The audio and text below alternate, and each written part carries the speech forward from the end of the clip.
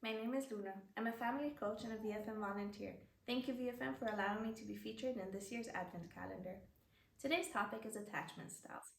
Attachment styles are basically the emotional bonds that we form in our early childhood years with our parents or caregivers.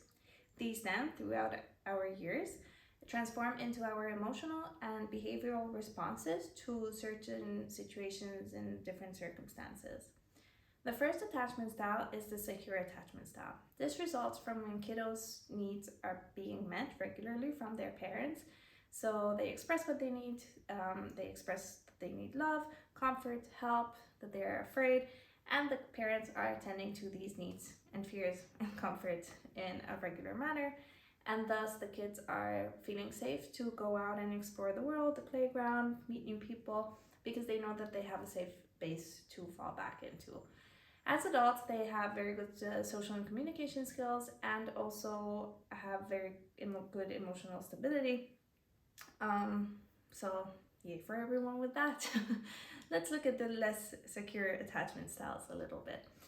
The second one is the avoidant attachment style. This usually results from neglectful parenting, so kids would be expressing their needs, but unfortunately they wouldn't really be met by the parent, and therefore the kids over time become more shut down, closed off from their caregivers, from their parents, from people who are trying to love them.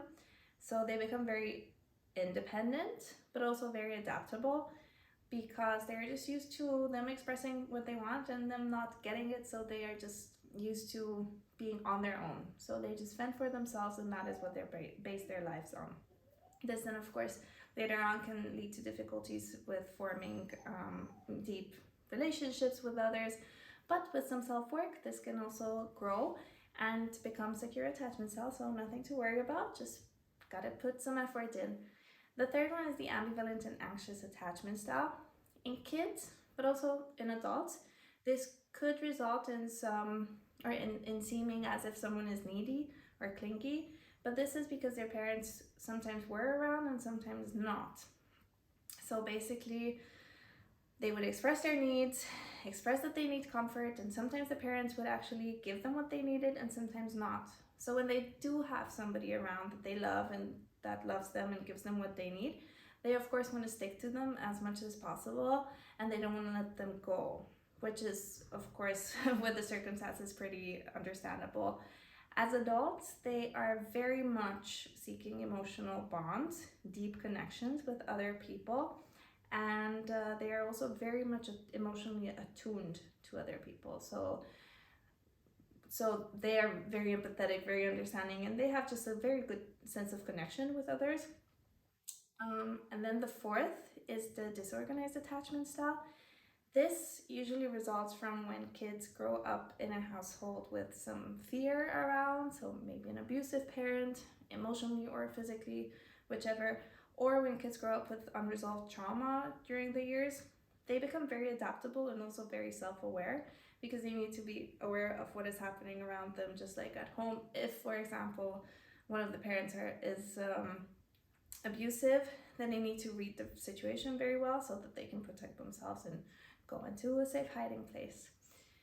As I mentioned with some of them, it is very possible to change from any of the insecure attachment styles into a secure attachment style, but it does require self-work, self-reflection, and I think also a lot of cooperation from your partner, your family, and your loved ones.